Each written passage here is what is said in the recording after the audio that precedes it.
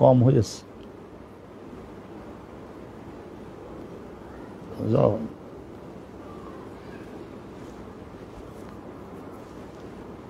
যাব নাকি?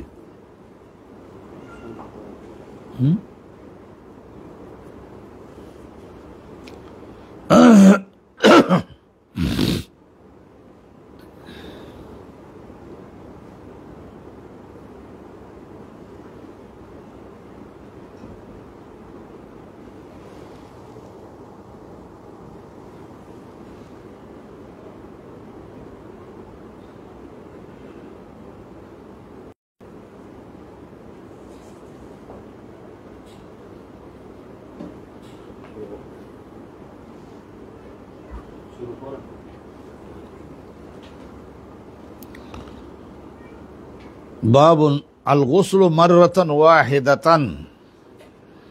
अभी कल हदसना मूसा इब्न इस्माइल कल हदसना अब्दुल वाहिद अनिल आमश अन सालिम इब्न अबिल जाद अन कुरैबिन अन अब्दुल्लाह इब्न अब्बास कल قالت मैमूनतु वदअतु लिन्नबी सल्लल्लाहु अलैहि वसल्लम माअन लिलगुस्ल फगसल यदहु मर्रतैन औ सलासन सुम्मा अफरग अला शिमालिही फगसल मजाकिरहु सुम्मा मसह यदहु बिल अर्द सुम्मा मदमद व इस्तनशक वगसल वजहहु व यदैहि सुम्मा अफद अला जसदिही सुम्मा तहव्वल मिन मकानिही फगसल कदमैहि।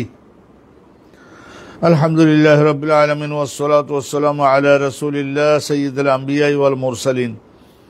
এই বাবের মধ্যে আলোচনা করা হচ্ছে সম্মানিত দর্শক মণ্ডলী যে ফরজ গোসলটা এটা মাররাতান একবার করে প্রত্যেকটা অঙ্গ একবার করে ভালোভাবে একবার করে ধৌত করলেই ফরজ আদায় হবে। আল গোসল মাররাতান ওয়াহিদাতান একবার করে ধৌত করলে প্রত্যেকটা অঙ্গ। ইমাম বুখারী হুজুরের উস্তাদ মুসা ইবনে ইসমাইল, তার উস্তাদ আব্দুল ওয়াহিদ, তার উস্তাদ হযরত আমাশ, তার উস্তাদ সালিম ইবনে আবিল জাদ, তার উস্তাদ কুরাইব, তার উস্তাদ তো নিশ্চয় আব্দুল্লাহ ইবনে আব্বাস। আব্দুল্লাহ ইবনে আব্বাসের ছাত্র, বিখ্যাত ছাত্র ছিলেন কুরাইব। আব্দুল্লাহ ইবনে আব্বাস বলেন কলাত মাইমুনাতু, হযরতে আব্দুল্লাহ ইবনে আব্বাসের আপন খালা, মায়ের বোন।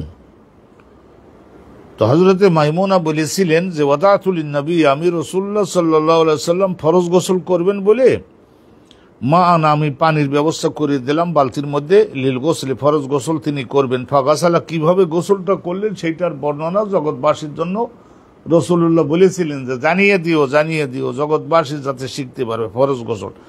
ফাগাসালা ইয়াদাহু, প্রথমত একটা বাটিতে পানি নিয়ে নবী করিম সাল্লাল্লাহু আলাইহি ওয়াসাল্লাম ওই বালতির বাহিরে নিয়ে পানি নিয়ে দুখানি হাত ধৌত করলেন। এখানে যদিও আছে ফাগাসালা ইয়াদাহু, অন্য রিওয়ায়াত আছে ইয়াদাইহি, উভয় হাত পানি নিয়ে উভয় হাত খুব কবজি পর্যন্ত উত্তমভাবে ধৌত করে নিলেন। ফাগাসালা ইয়াদাহু ইয়াদাইহি মাররাতাইনি আও সালাসান, দুবার করে, প্রত্যেকটা হাত দুবার করে বা তিনবার করে।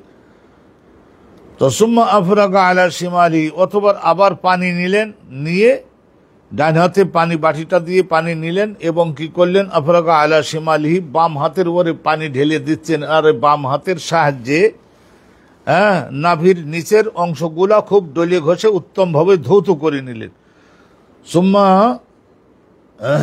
আফরাগা আলা শিমালিহি, বাম হাতের উপরে পানি ঢেলে দিতে লাগলেন। ফাগাসালা মাজাকিরাহু, নাভির নিচে হাঁটুর উপরে এই অংশগুলা কাপড়ের মধ্যে হাত প্রবেশ করিয়ে উত্তমভাবে ধৌত করে নিলেন, পরিষ্কার হলেন। তো সুম্মা মাসাহা ইয়াদাহু বিল আরদ, অথবা বাম হাতটা ওই পাশে যে মাটি আছে, মাটি বা পাশে যে ঘরের দেওয়াল ওটাও মাটি, নিচেও মাটি, সেই মাটির সঙ্গে নিজের হাতটা এইভাবে একটু ঘষিয়ে আবার বাম হাতটা সুন্দর করে ধুয়ে। সুম্মা মাসাহা ইয়াদাহু বিল আরদ, অতঃপর নবী করিম সাল্লাল্লাহু আলাইহি ওয়াসাল্লাম নিজের বাম হাতটাকে মাটির সঙ্গে একটু ঘষলেন এবং বাম হাতটা আবার সুন্দর করে পরিষ্কার করে নিলেন। তাহলে উভয় হাত তো পরিষ্কার হয়ে গেল। এখন কবজি পর্যন্ত দুই হাত পরিষ্কার করে নিলেন। সুম্মা মাদমাদা ওয়া ইস্তানশাকা, অথবা উত্তমভাবে 11 টাকরা পর্যন্ত খুব গড়গড়া সহ উত্তমভাবে কুলি করলেন, গাল পরিষ্কার করলেন। ওয়া ইস্তানশাকা, নাকের মধ্যে পানি প্রবেশ করিয়ে নরম মাংস পর্যন্ত অঙ্গুলের ছোট অঙ্গুলে খুব উত্তমভাবে পরিষ্কার করলেন। ওয়া গাসালা ওয়াজহাহু, এবং মুখমণ্ডল ধৌত করলেন, ও ইয়াদাইহি উভয় হাত কবজি পর্যন্ত ধৌত করলেন। সুম্মা আফাদা আলা জাসাদিহি, অতঃপর ওই বাটি পানি নিয়ে বা হাতের থেকে পানি নিয়ে এইভাবে পানি নিয়ে নিয়ে গোটা দেহের উপরে মাথার উপরে ঢেলে দিতে লাগলেন, প্রবাহিত করে দিতে লাগলেন। আফাদা, অল্প অল্প করে ছেড়ে দিলে সুন্দরভাবে পানিটা বাইরে না পড়ে শরীরের মধ্য দিয়েই তো গড়ে যাবে। সুম্মা আফাদা আলা জাসাদিহি, নবী করিম সাল্লাল্লাহু আলাইহি ওয়াসাল্লাম নিজের দেহের উপরে মাথার উপরে পানিটা ঢেলে দিলেন। সুম্মা তাহাওয়ালা মিন মাকানিহি, অথবা নবী করিম সাল্লাল্লাহু আলাইহি ওয়াসাল্লাম যখন শরীরটা পুরা মাথা থেকে পা পর্যন্ত ধৌত করা হয়ে গেল, তখন স্থানটা যে স্থানে দাঁড়িয়ে তিনি এই কাজটা করলেন, গোসলটা করলেন, ওই স্থানটাকে পরিবর্তন করলেন। ফাগাসালা কাদামাইহি, অতঃপর নবী করিম সাল্লাল্লাহু আলাইহি ওয়াসাল্লাম একটা অন্য ভালো স্থানে গিয়ে, যে স্থানে আগের ওই যে ময়লা পানি পড়েছে ওই স্থান থেকে দুখানি পাকে সরিয়ে ভালো আর একটা পবিত্র স্থানে চলে গিয়ে সেখানে গিয়ে নিজের দুখানি পা সুন্দরভাবে ধৌত করে ফেললেন। আলহামদুলিল্লাহ। তাইলে এখান থেকে সাব্যস্ত হলো এই বিষয়টা যে আল্লাহ রসুল তিনি ফরজ গোসল করবার সময়ে প্রত্যেকটা অঙ্গকে একবার করে যদিও ধৌত করেছেন, খুব উত্তমভাবে ডলা ঘষার মাধ্যমে আলহামদুলিল্লাহ তিনি ধৌত করেছিলেন। বারাকাল্লাহু লানা ফিল কুরআনিল আযীম ওয়া ফি সুন্নতি রাসূলিল্লাহ। এই হাদিসখানা আমরা একটা শুনলাম। এরপরে দ্বিতীয় আর একটা বাব আমরা শুরু করব। বাবুন মান বাদা বিল হিলাবি আও তিবি ইনদাল গুসলি। নবী করিম সাল্লাল্লাহু আলাইহি ওয়াসাল্লাম যখন ফরজ গোসল করবার জন্য বসতেন, ফরজ গোসল করবার জন্য বাদা প্রথমে তিনি কি কাজ করা শুরু করতেন? বাদা বিল হেলাব। প্রথমত হেলাব বলা হয় এমন একটা পাত্র, একটা উটের দুধ, সাধারণত 5-6 কেজি দুধ একটা উটের হয়, তাই 5-6 কেজি দুধ দহনের জন্য কাঠের তৈরি, পাথরের তৈরি, মাটির তৈরি যে পাত্রগুলা ছিল সেই পাত্রটা আনতে বলতেন।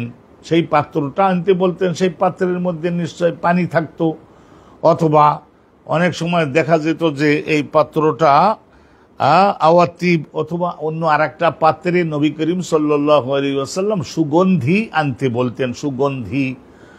সুগন্ধি আনতে বলতেন ফরজ গোসলের সময়, ইনদাল গোসলে, ফরজ গোসলের আগে। হাতে, মুখে, মাথায়, চুলে একটু আমরা যে অনেক সময় নারিকেলের তেল, সরিষার তেল, এগুলি সুগন্ধিযুক্ত তেল মেখে নিয়ে তারপরে যে গোসল করি, তো এরপরে দেখা যায় যে সুন্দরভাবে একটা সুগন্ধি, গোসলের পরও একটা সুগন্ধি, রুচিবান পুরুষদের এগুলি শিক্ষা। নবী করিম সাল্লাল্লাহু আলাইহি ওয়াসাল্লাম যখন ফরজ গোসল করতেন তো বাদা বিল হেলাব। হেলাব বলতে বড় একটা পাত্র, যে পাত্রের মধ্যে একটা উটের দুধ দহনের জন্য, যেমন আমাদের জমানায় 5 কেজি দুধ পানি ধারণ করতে পারে এই রকমের একটা বালতি বা এই ধরনের একটা কাঠের পাত্র রাসূলুল্লাহর পরিবারে ছিল। সেই হেলাবটাকে আনতে বলতেন এবং তার মধ্যে পানি দিতে বলতেন। তো সেই পানিতে পরিপূর্ণ কাঠের সেই পাত্রটা আনতে বলতেন, এবং কি তিব আর সুগন্ধি আনতে বলতেন ইনদাল গোসলে, গোসল শুরু করবার আগে। তাহলে পানিও উপস্থিত হয়েছে, এখন সুগন্ধিও মেখে নিতেন। তারপরে রাসূলুল্লাহ সাল্লাল্লাহু আলাইহি ওয়াসাল্লাম এগুলি সুন্দরভাবে ব্যবহার করতেন এবং ফরজ গোসলটা শুরু করতেন। তো এইটা সম্পর্কে আমরা হাদিসখানা শুনি নেই, আরো স্পষ্ট হতে পারবো। হাদাসানা মুহাম্মদ ইবনুল মুসান্না ক্বালা হাদাসনা আবু আসিম আন হানজালা আনিল কাসিমি عن حنزلة عن القاسم عن عائشة رضي الله تعالى عنها قالت كان النبي صلى الله عليه وسلم إذا اغتسل من الجنابة। আম্মা জান আয়েশা সিদ্দিকা রাদিয়াল্লাহু তাআলা আনহা থেকে এই হাদিস খানা বর্ণিত, তিনি বলছেন যে কানান নবী সাল্লাল্লাহু আলাইহি ওয়াসাল্লাম, কানা যখন বলা হয় তখন বোঝা যায় এটা রাসূলুল্লাহর হ্যাবিট, ইট ওয়াজ নবী আলাইহিস সালাতু ওয়াস সালামস হ্যাবিট, এটা রাসূলুল্লাহ সাল্লাল্লাহু আলাইহি ওয়াসাল্লামের অভ্যাস ছিল, অভ্যাস সব সময়ের জন্য এটা করতেন। কি ইজাগতাসালা মিনাল জানাবাতে, যখন রাসূলুল্লাহ সাল্লাল্লাহু আলাইহি ওয়াসাল্লাম স্বামী স্ত্রী একত্রিত হওয়ার পরে তো শরীর জানাবাত যুক্ত হয়ে যায়, তাইলে জানাবাতে যখন রাসূলুল্লাহ সাল্লাল্লাহু আলাইহি ওয়াসাল্লাম জানাবাতে যখন যুক্ত হয়ে পড়তেন, তো তখন যে ফরজ গোসল করতেন দা বেশাইয়ান নাহওয়াল হেলাব, তখন নবী করিম সাল্লাল্লাহু আলাইহি ওয়াসাল্লাম ওই যে আনতে বলতেন দা বেশাইয়ান, একটা পাত্র বাড়ির মধ্যে ছিল, ওই পাত্রটা কিরকম? ওই হেলাব, একটা উটের দুধ দহন করে ধারণ করতে পারে এই ধরনের কাঠের বা এর পাত্র, ওইটা আনতে, ওই ধরনের একটা পাত্র আনতে বলতেন। তো নবী করিম সাল্লাল্লাহু আলাইহি ওয়াসাল্লাম ওই পাত্রের মধ্যে নিশ্চয়ই সুগন্ধিযুক্ত পানি হয়তো কিছু থাকতো, সেগুলি হাতে, মুখে, মাথার চুলে এগুলি আল্লাহ নবী দিতেন। ফা আখাযাবে কাফিহি, তো নবী করিম সাল্লাল্লাহু আলাইহি ওয়াসাল্লাম ওখান থেকে ডান হাতে প্রথম পানি নিতেন। ফা আখাযাবে কাফিহি, নিজে কাফাইহে, দুই হাতের দ্বারা ওখান, হাতে যদি ময়লা না থাকে তাহলে ওই পানির মধ্যে হাত প্রবেশ করানোতে কোনো দোষ নাই। ফাখাযাবে কাফিহি, আর এক রিওয়ায়াতে আছে কাফাইহে, দুই হাত পানির মধ্যে দিয়ে ওই যে হেলাপটা আনতে বলছিলেন ওইটার মধ্যের পানি দুই হাতের মধ্যে এইভাবে নিতেন। ফাবাদা আবে শেক্কের আসিহি আল আইমান, নবী করিম সাল্লাল্লাহু আলাইহি ওয়াসাল্লাম প্রথম মাথার চুল যেহেতু ঘন ছিল, তো রাসূলুল্লাহ সাল্লাল্লাহু আলাইহি ওয়াসাল্লাম মাথার চুলের এই ডান পাশের এখানে পানি দিয়ে আগে চুলের গোড়াগুলো ভালো করে এইভাবে ঘষে দিতেন। বাদা আবে শেক্কের আসিহি আল আইমান, রাসূলুল্লাহ সাল্লাল্লাহু আলাইহি ওয়াসাল্লাম সবসময় ইউহিব্বুত তায়াম্মুনা, প্রত্যেকটা কাজের ডান থেকে, চুল আছাড়াবার সময়ও ডান থেকে, জুতা পরিধানের সময় ডান থেকে, মসজিদে ঢোকার ডান থেকে, খাওয়া তো নিশ্চয় ডান থেকে, কাউকে কিছু দেওয়ার ডান থেকে, এই ডানের থেকেই। বাদা আবে শেক্কের আসিহি আল আইমান, নবী করিম সাল্লাল্লাহু আলাইহি ওয়াসাল্লাম মাথার চুলগুলার গোড়াগুলা তো নিশ্চয়ই এইভাবে আঙ্গুলের সাহায্যে ভিজিয়ে দিতেন, এবং প্রত্যেকটা জায়গায় পানি পৌঁছেছে কিনা, সেখানে ঘামের মতো একটা জিনিস জমা হয়ে থাকতে পারে, তো সেইটা আবার দূরীভূত করবার জন্য রাসূলুল্লাহ মাথার ডান পাশটা আগে করতেন। সুম্মাল আইসার, তারপরে আবার পানি দিয়ে মাথার বাম পাশেরটাও করতেন, ডান হাত দিয়েই করতেন, বাম পাশটাও করতেন। ফাকালা বিহিমা আলা ওয়াসাতির আসিহি, তারপরে নবী করিম সাল্লাল্লাহু আলাইহি ওয়াসাল্লাম ওই দুই হাত ব্যবহার করে মাথার মাঝখান বরাবর সেগুলোও সুন্দরভাবে এইভাবে মাথার মাঝখান আগে করলেন ডান পাশে, তারপর করলেন বাম পাশের চুলগুলো আর গোড়াগুলা ভালো করে ভিজিয়ে দিলেন, তার মাঝখান বরাবর ভিজিয়ে দিলেন, এইভাবে দিতেন। তো ওই যে রাসূলুল্লাহ ফরজ গোসল করার সময় হেলাবটাকে আনতে বলতেন। হেলাব মানে ওই যে উটের দুধ দহনের জন্য কাঠের তৈরি, পাথরের তৈরি এমন একটা পাত্র যা 4-5 কেজি পানি ধারণ করতে পারে, পানিতে ভরাট করে আল্লাহ নবীর সামনে নেওয়া হতো। অতীব আবার ওই যে সুগন্ধি যুক্ত ওই যে তেল, ওটাও রাসূলুল্লাহ ফরজ গোসলের আগে একটু মেখে নিতেন, যাতে করে এইভাবে শরীরের মধ্যে কোনো প্রকারের মন্দ কোনো কিছু যাতে না থাকতে পারে, একটা রুচি উজ্জীবিত হয়ে ওঠে। তো আলহামদুলিল্লাহ ছোট্ট ছোট্ট বাবের দ্বিতীয় আর একটা বাব আমরা শুনলাম।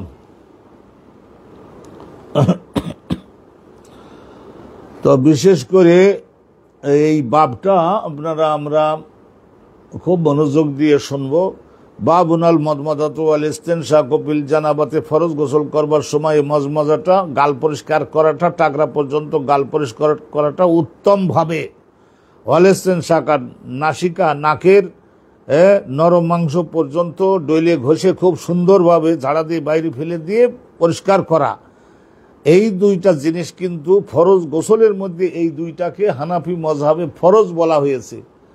অনেকেই সেই জন্য কোশ্চেন করেছেন যে হানাফি মযহাবের ওলামায়ে কেরামগণ তো তারা হাদিসের দ্বারা কোনো ইবাদতকে যতই গুরুত্বপূর্ণ ফরজ তো সাব্যস্ত করেন না, সর্বোচ্চ ওয়াজিব।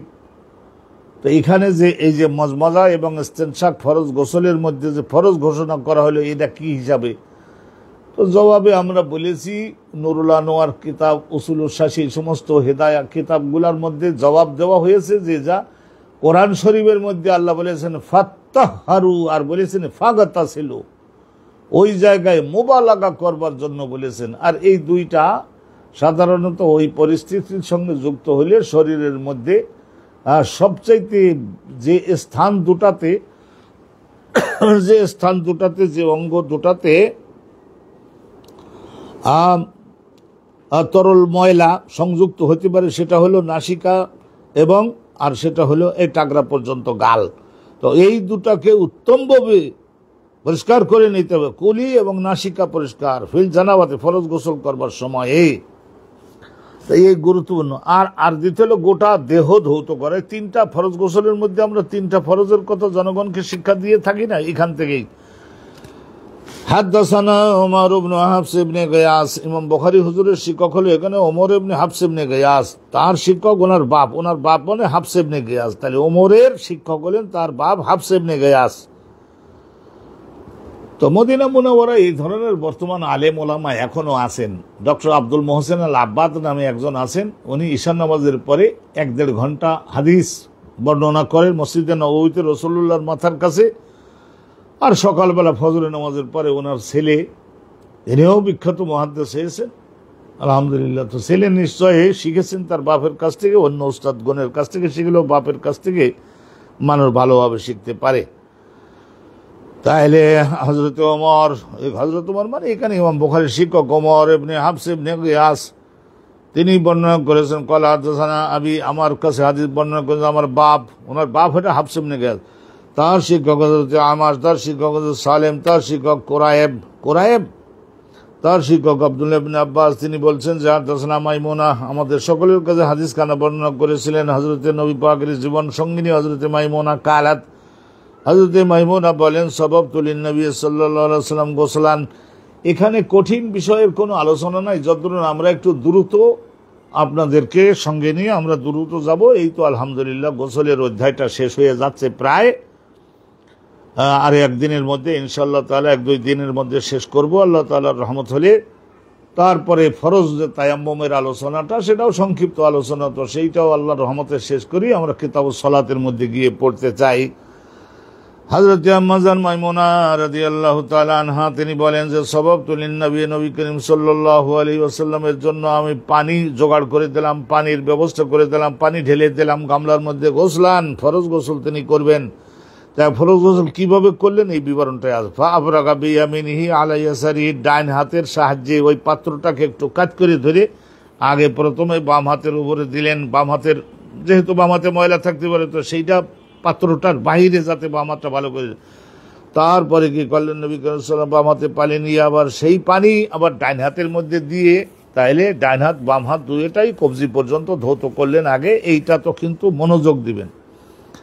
সুম্মা গাসালা ফারাজাহু, অতঃপর নবী করিম সাল্লাল্লাহু আলাইহি ওয়াসাল্লাম আবার পানি বাম হাতের উপরে দিয়ে বাম হাতের সাহায্যে কি করলেন নাভির নিচের ওই সমস্ত অঞ্চলগুলোকে ভালোভাবে ধৌত করলেন।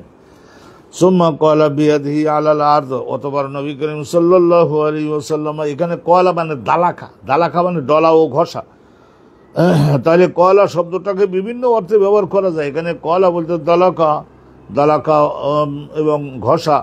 তাহলে ওই হাতটার সাহায্যে মাটিতে ঘষে নিলে, মাটি যদি সামনে থাকে মাটিতে ঘষে নিলেন। সেই জমানায় তো আর নবীর কাছে অত বড় বড় সাবান তো আর থাকতো না।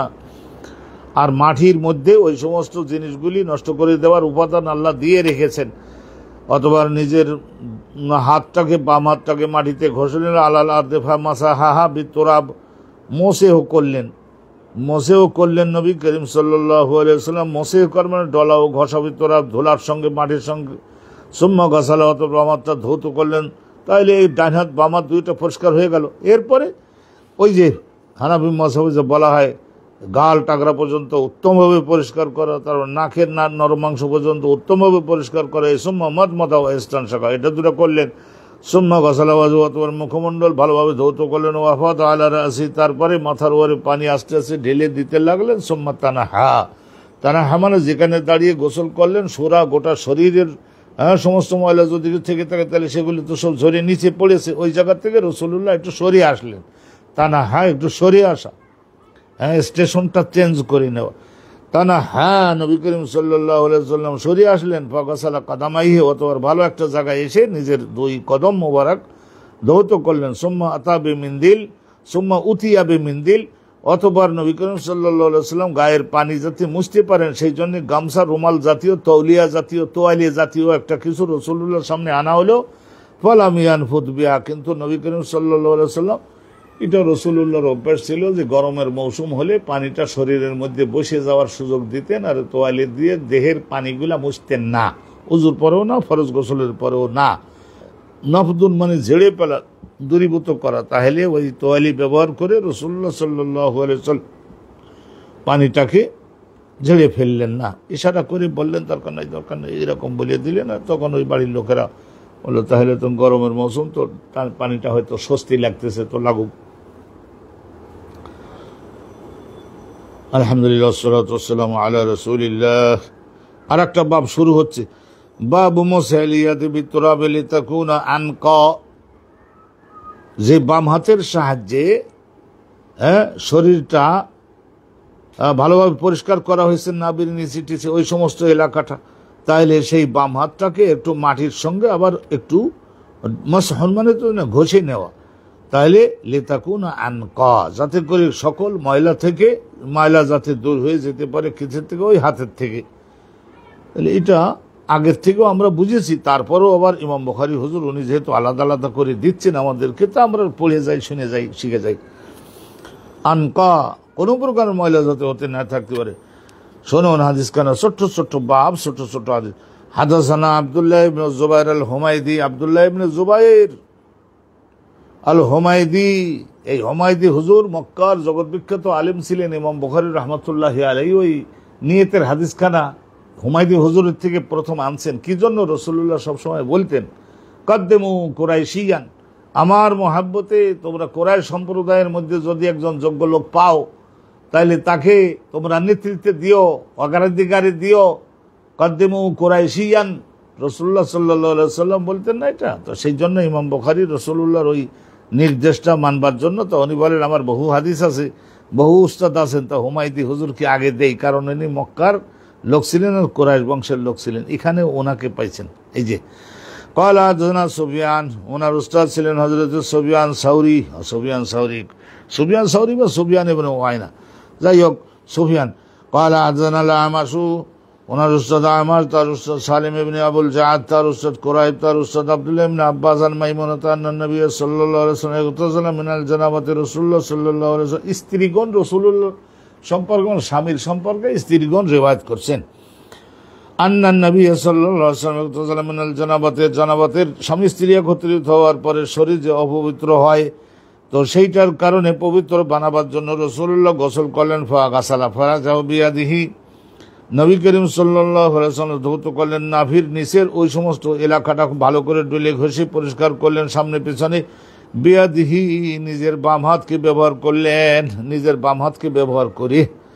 সুম্মা দালাকা বিআলা হায়াতা, অতঃপর নবী করিম সাল্লাল্লাহু আলাইহি ওয়াসাল্লাম ওই গোসলখানার পাশে যে দেয়াল আছে, দেয়ালটা মাটির তৈরি দেওয়াল, দালাকা মানে ঘষলেন, ডললেন, বিহা ওই বাম হাতটাকে, আল হায়াতা ওই দেওয়ালের সঙ্গে, দেওয়ালের মধ্যে মাটি আছে, মাটির সঙ্গে একটু সেই বলে ভালো করে, ওটা ওয়ান কাইন্ড অফ সোপ, এই যে সাবানের মতো হয় না, তখন সুম্মা গসালা, অতবার মাটিতে ডলিয়ে ঘষে তারপরে বাম হাতটাকে আবার ধুয়ে ফেললেন। সুম্মা তাওয়াদ্দা উযু আহুলিস সালাত, অথবা নবী করিম সাল্লাল্লাহু আলাইহি ওয়াসাল্লাম ওর পরে উযু করলেন মানে মুখমণ্ডল ধৌত করলেন, দুই হাত কোণে সহ, তারপরে মাথা সহ, তারপরে এইভাবে উযু আহুলিস সালাত, নামাজের জন্য যে উযু, ওই রকম উযু করলেন। ফালাম্মা ফারাগা মিন গোসলি, ফরজ গোসল শেষ হয়ে গেলে গাসালা রিজলাইহি, একটু অন্য জায়গায় গিয়ে তারপর দুই কদমকে উত্তমভাবে ধুয়ে ফেললেন। তারপরে আলহামদুলিল্লাহ শীতের মৌসুম হলে মুছে ফেলতেন কাপড় দিয়ে, আর গরমের মৌসুম হলে পানিটা দেহে বসে যাওয়ার জন্য সুযোগ দিতেন।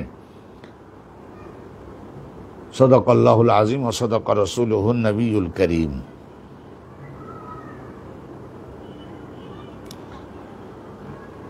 আলহামদুলিল্লাহ ওয়াসসালাতু ওয়াসসালামু আলা রাসূলিল্লাহ। বাবুন হাল ইউদখিলু আল জুনুবু ইয়াদাহু ফিল ইনায়া ক্বাবলা আন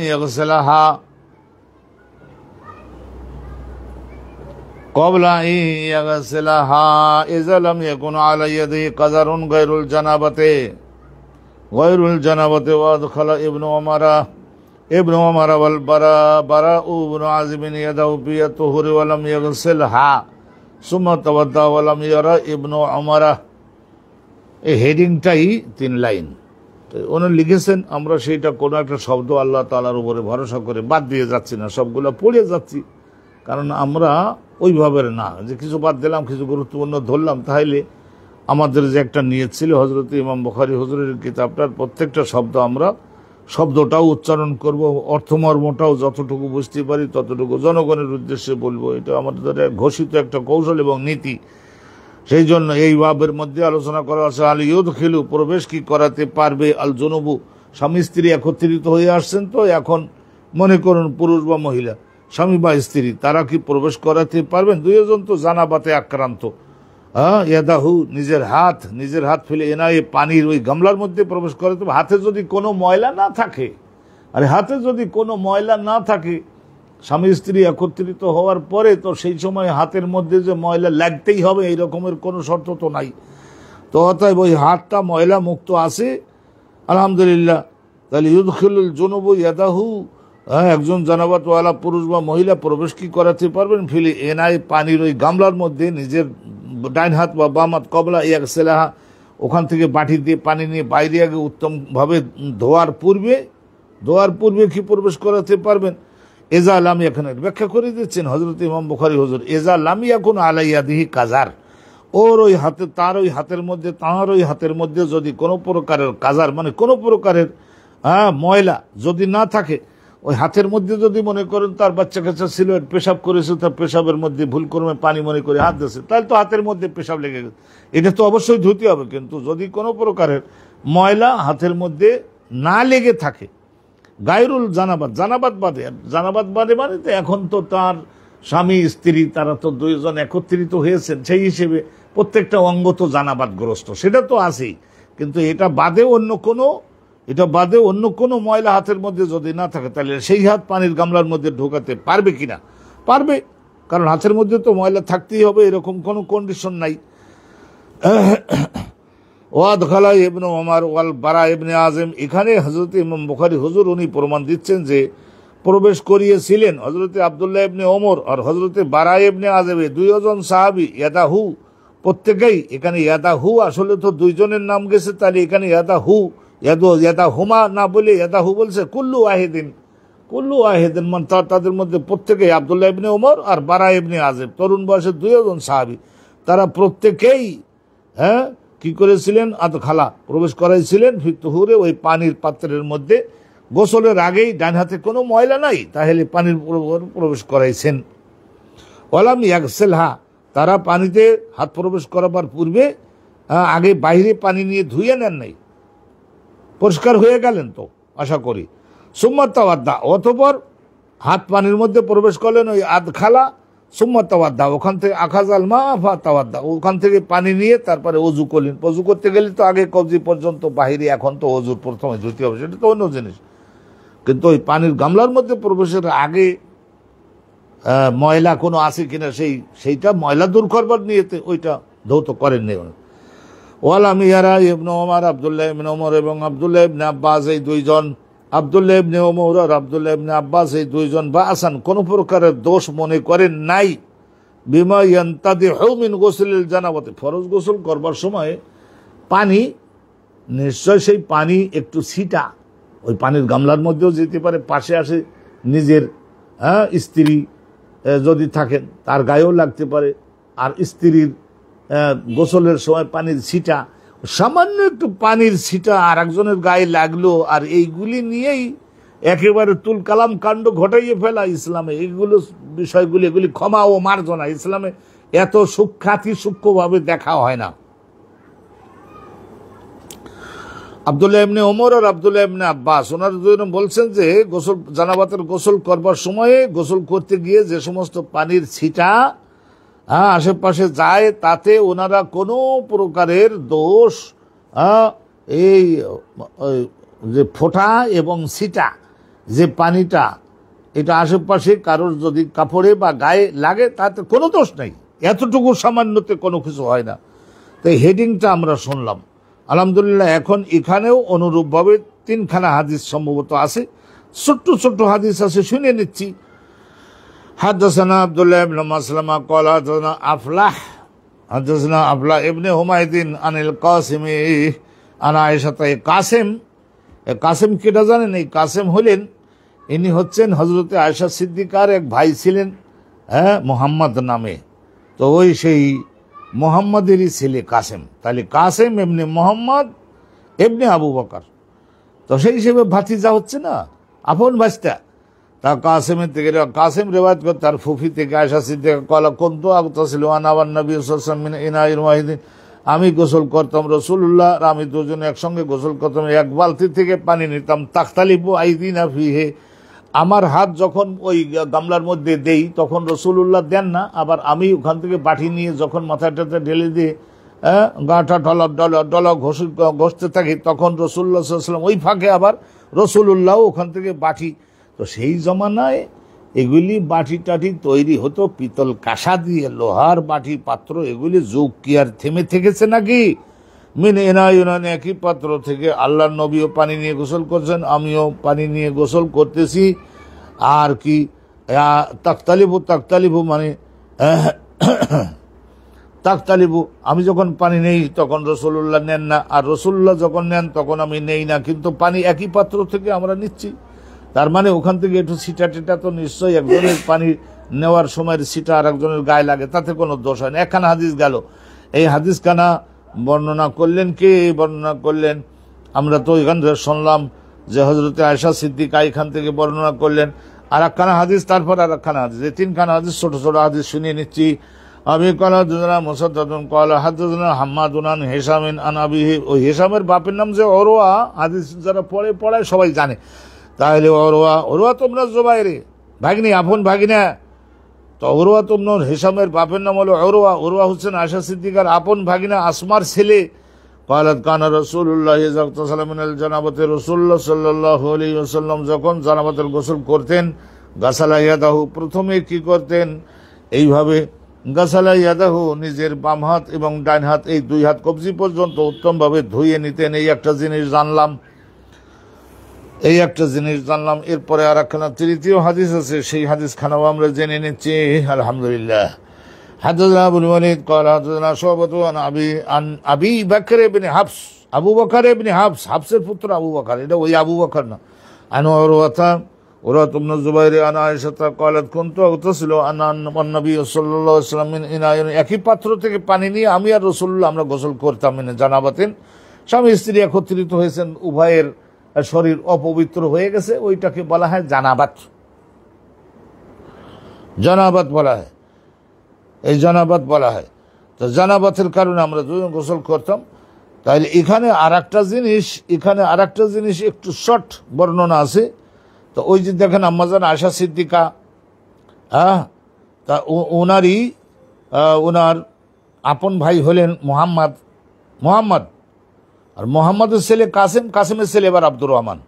তাইলে এই দেখলেন তো, ওয়ান আব্দুর রহমান ইবনুল কাসেম আন আবিহি, আব্দুর রহমান রিওয়ায়াত করছেন তার বাপ কাসেম থেকে, কাসেম রিওয়ায়াত করছেন তার মোহাম্মদের থেকে, মোহাম্মদ রিওয়ায়াত করতেছেন আপন বোন আয়েশা সিদ্দিকা থেকে। মেসলাহু, ওই আগের যে মতন, মানে টেক্সট মূল বাক্য আগের যেটা গেল ওই একই, এটা একই গেল।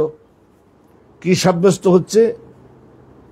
যে এখানে হেডিংটা ছিল যে জানাবাতগ্রস্ত একজন ব্যক্তি, তার হাতে যদি কোনো প্রকারের ময়লা না থাকে তাহলে পানির বালতির মধ্যে হাত ধোয়ার আগে প্রবেশ করাতে পারবেন, যদি কোনো প্রকারের ময়লা না থাকে। মনে করে নিন পাশে বাসার বাচ্চা কাচ্চারা একটু পেশাব করেছে, তো ওখানে পানির মতো মনে করে ওর মধ্যে হাত দিয়েছেন, ডাইন হাত দিয়েছেন বা বাম হাত দিয়েছেন। তাহলে এখন কি করা যাবে? এই ডাইন হাত বা বাম হাত একটু বাচ্চার পেশাবের মধ্যে লেগেছে, তাহলে এটা তো ধুয়ে নিতে হবে, সেটা তো অন্য জিনিস।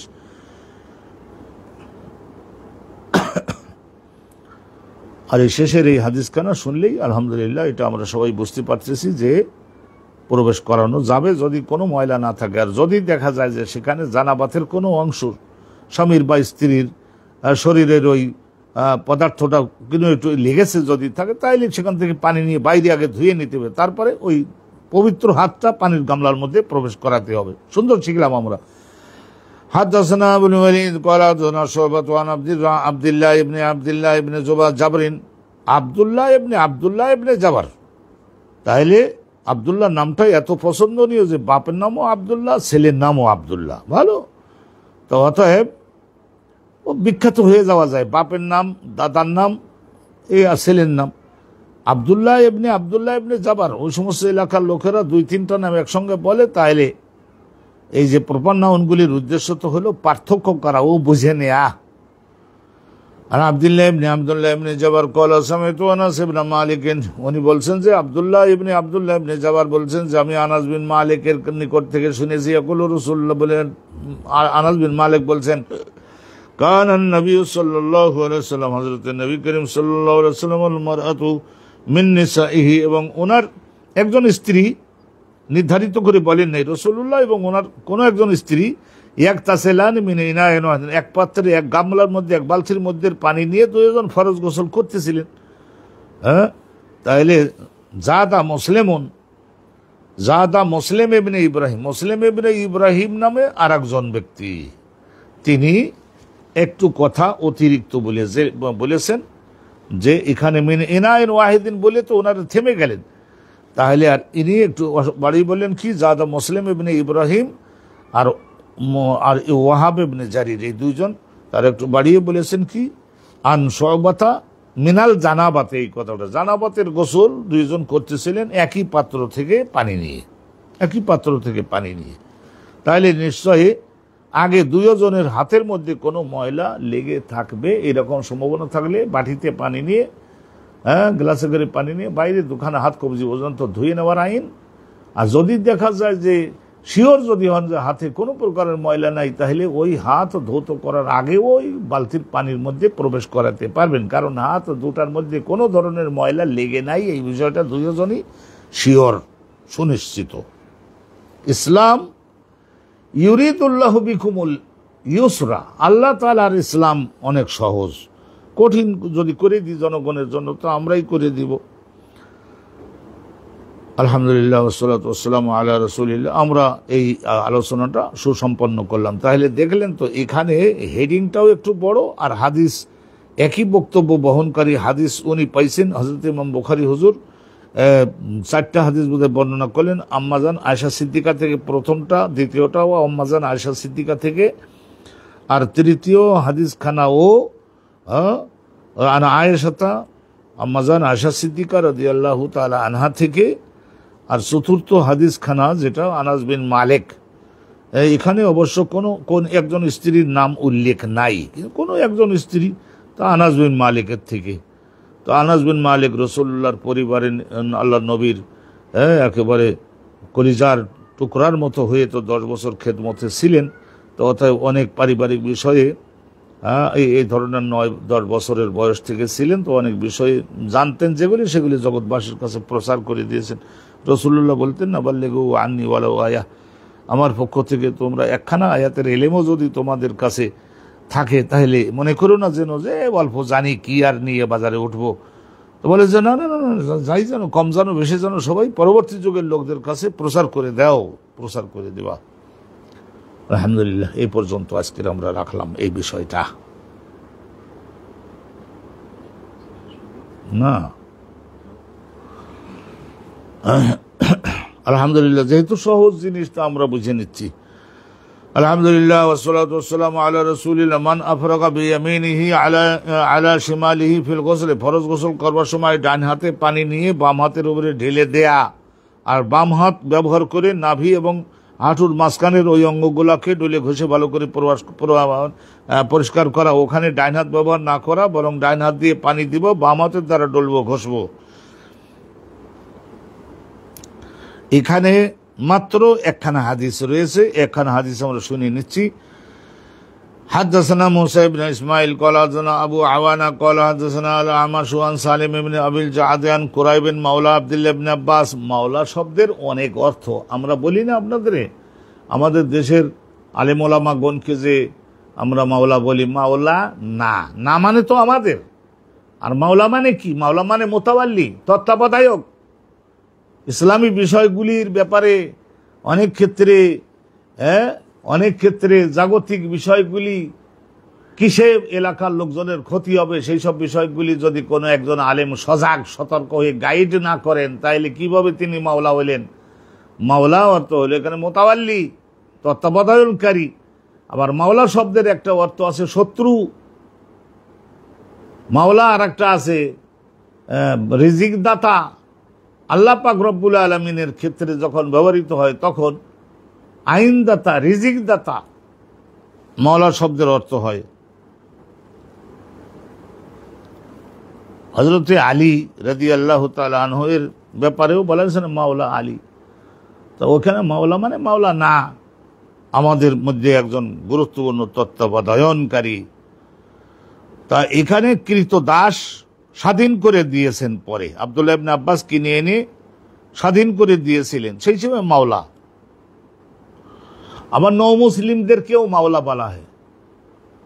আরবের লোকরা আমাদের এই আজমের বুখারা টোকারা এই সমস্ত ইন্ডিয়ান পাকিস্তান এই সমস্ত এলাকার লোকদের পূর্বপুরুষরা ইসলাম কবুল করেছিলেন ওই আরবের লোকদের অবদান ভূমিকা, ওই মোহাম্মদ বিন কাসিমের অবদান ভূমিকা, ওই সমস্ত এলাকার লোকদের আরবের লোকদের কাছে আমরা চিরঋণী থাকবো, মক্কা মদিনার লোকদের কাছে। কারণ কি, তাদের বাপদাদাদের দয়ায় আমাদের পূর্বপুরুষরা ইসলাম পেয়েছেন।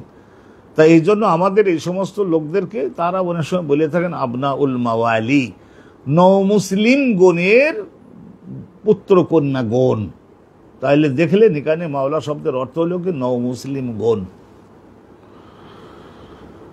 আন কুরাইবিন মাওলা আব্দুল্লাহ ইবনে আব্বাস আন ইবনে আব্বাস আন মাইমুনা বিনতুল হারিসে, মাইমুনা বিনতুল হারিসে ওনার থেকে হাদিসখানা বর্ণিত, কলা তিনি বলেন ওয়াদাতু লিরাসূলিল্লাহ সাল্লাল্লাহু আলাইহি ওয়াসাল্লাম গোসলান, রাসূলুল্লাহ সাল্লাল্লাহু আলাইহি ওয়াসাল্লামের জন্য আমি পানি জোগাড় করে ঠিক করে গোছাই দিলাম। ওয়াসাতারহু, এবং যাতে গোসল করবার সময়ে শরীরটা একটু বিবস্ত্র হয় মানে নাভি এবং হাঁটু পর্যন্ত, এটা তো ঢেকে রাখতেই হবে।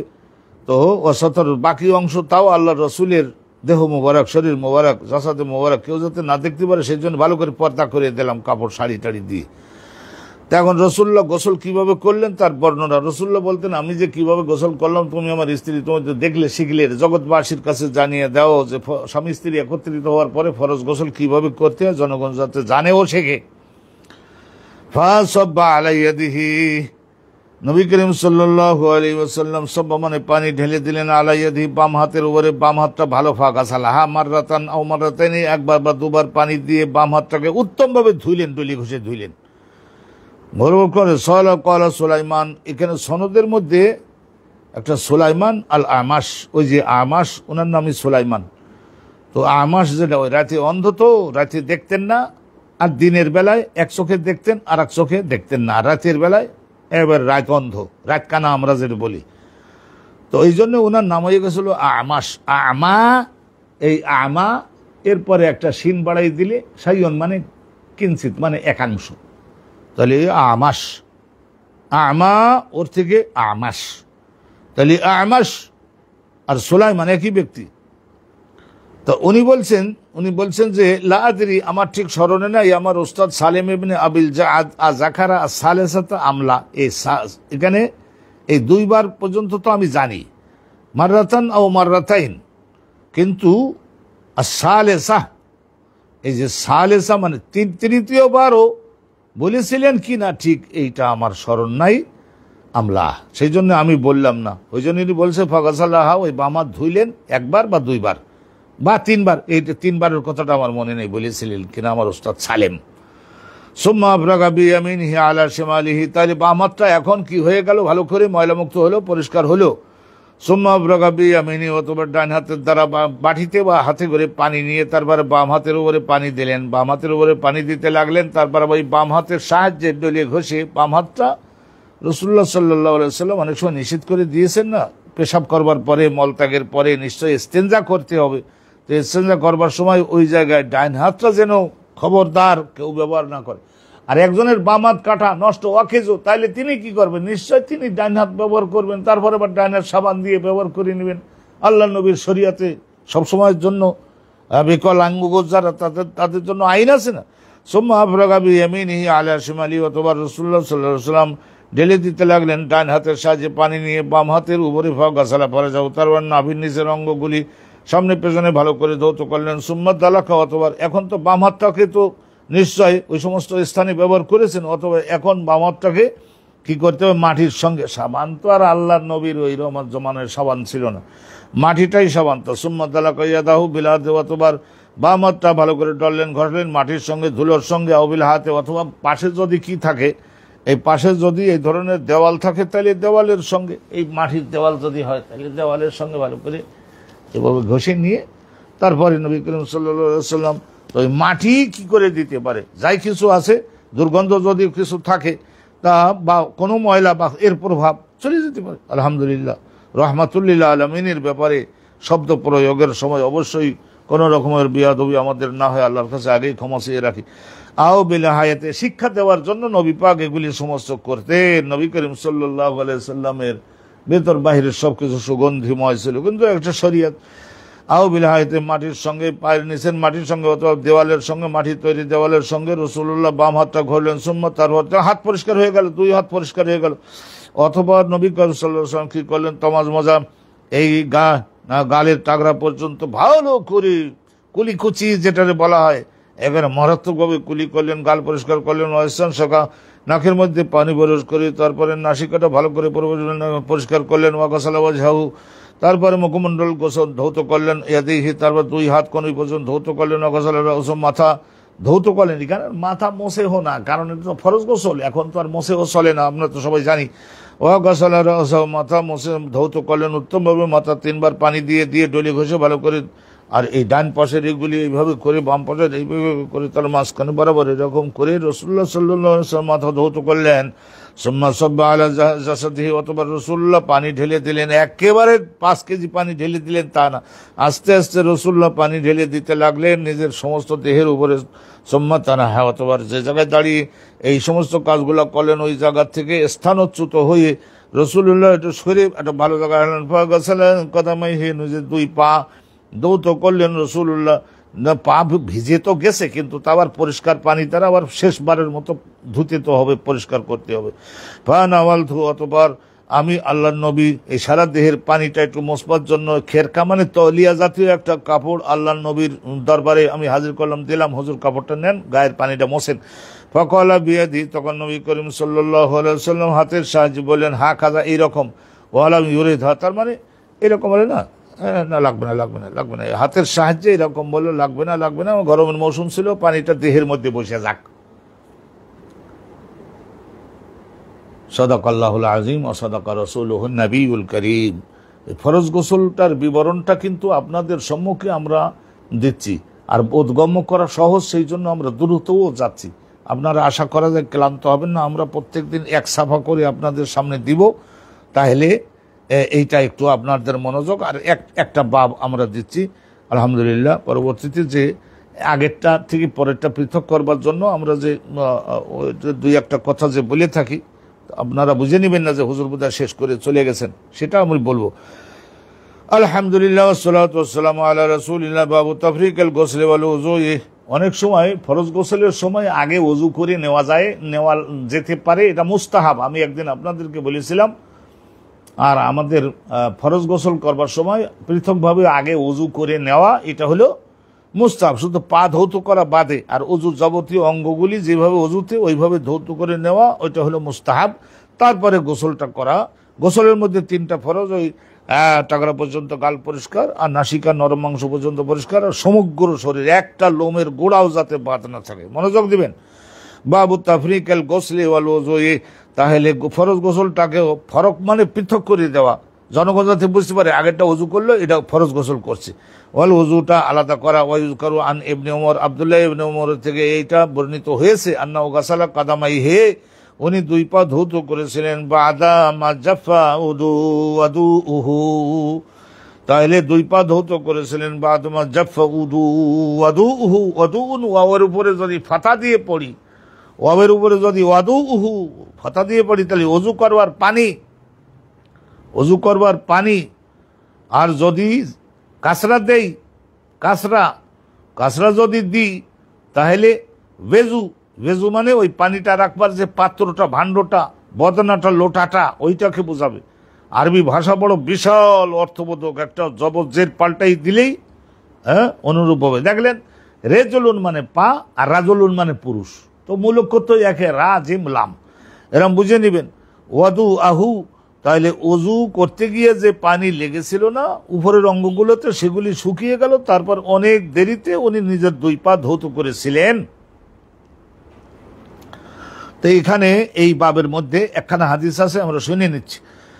হাদাসানা মুহাম্মদ ইবনে মাহবুব ক্বালা হাদাসানা আব্দুল ওয়াহিদ ক্বালা হাদাসানা আমাশ আন সালিম ইবনে আবিল জাদান কুরাইবিন মাওলা আব্দুল্লাহ ইবনে আব্বাস আন আব্দুল্লাহ ইবনে আব্বাস ক্বালা, তিনি বলছেন, ক্বালাত মাইমুনাতু, ওনার খালা, মার আপন বোন, তো ছোট বোন। তো এখন ক্বালাত মাইমুনাতু, আল্লাহ রসুলের স্ত্রী হযরত মাইমুনা আমার খালা, তিনি বলেছেন ওয়াদাতুল নবী রাসূলুল্লাহর জন্য আমি জোগাড় করে দিলাম, প্রস্তুত করে দিলাম, স্থাপন করে দিলাম মান ফরজ গোসল করবার জন্য পানি। এটা বালতি, এটা পিতল কাঁসারও হতে পারে, কাঠের তৈরি হতে পারে, পাথরের তৈরি হতে পারে। যুগ তো আর থেমেছিল না সেই সময়ে, 500 কেজি পানি ধারণ করবার মতো যোগ্য একটা পাত্রের মধ্যে সুন্দর পানি আমি জোগাড় করে দিলাম। সাধারণত আল্লাহ নবীর খেদমতে তার স্ত্রীগণই দিবেন, তাছাড়া আর কারা দিবেন? আল্লাহর নবী তো এরকম রাজা বাদশারা যা করে, আর রাজা বাদশারা বেশিরভাগ দেখা যায় যে এক বাড়ির মধ্যে এই ধরনের কর্মচারী হিসেবে দেখা গেল যে কয়েকশো মহিলাও তারা কাজকর্ম করায়। আল্লাহ রাসূলের দরবারে এগুলি ছিল না। সব যারা ছিলেন তারা সকলে আম্মাজান খাদিজাতুল কুবরা তো ওফাত হয়ে গেলেন মক্কায়, এরপরে 8 জন স্ত্রী ছিলেন আল্লাহ রাসূলের, তারাই সকলে আল্লাহ নবীর আশেপাশে যা কিছু করার দরকার তারাই করতেন। রাহমাতুল লিল আলামিন, নবী রাসূলগণের দলপতি। সুবহানাল্লাহি ওয়া বিহামদিহি ওয়াদাতু লিন নবী মা আনা, আমি আল্লাহ নবীর জন্য পানি ব্যবস্থা করে দিলাম, প্রস্তুত করে দিলাম। ওই পানি ব্যবহার করে তিনি ফরজ গোসল করবেন। তা কিভাবে করলেন এর শিখাই দিলেন। ফাআফরাগা আলাইয়াদিহি, প্রথমত ওই হাত ওই পানির মধ্যে না ঢোকাইয়ে ফাআফরাগা আলাইয়াদিহি, আফরাগা মানে কাজ করে ঢেলে নেয়া, 2 হাতের ওরে পানি কাজ করে ঢেলে নিলেন। ফাগাসালাহুমা, তারপরে দোখানা হাত ওই পানির বালতির বাহিরে ভালো করে ডলিয়ে ঘষে ধুইলেন। মাররাতাইনি 2 বার, আও সালাসান, এই যে দেখেন আও মানে অথবা 2 বার বা 3 বার করে প্রত্যেকটা হাত, এটাও 3 বার ওটাও 3 বার। সুম্মা আফরাগা বিয়ামিনি, অথবা ডান হাত ব্যবহার করলেন, বিয়ামিনি ডান হাত ব্যবহার করলেন। আফরাগা পানি দিলেন আলা শিমালি বামাতের উপরে। ফাগাসালা মাযাকিরাও, নাভি থেকে হাঁটু পর্যন্ত ওই কাপড়ের মধ্যে হাত প্রবেশ করিয়ে সেখান থেকে ওই অঙ্গগুলাকে খুব ডলে ঘষে। সুবহানাল্লাহি ওয়া বিহামদিহি, তাহলে যে অঙ্গগুলি সাধারণত ঢেকে রাখা বেটা ছেলেদের জন্য নাভি থেকে হাঁটু, নাভি সহ হাঁটু সহ ফরজ না ঢেকে রাখা, আল্লাহ বানাইছেন না। আর মহিলাদের তো সারা শরীর ঢেকে রাখা।